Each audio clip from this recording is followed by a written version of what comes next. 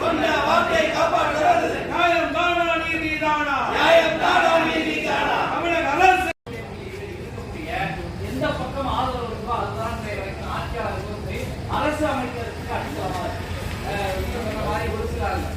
முன்மாதிரியா சொல்லிடுவாங்க.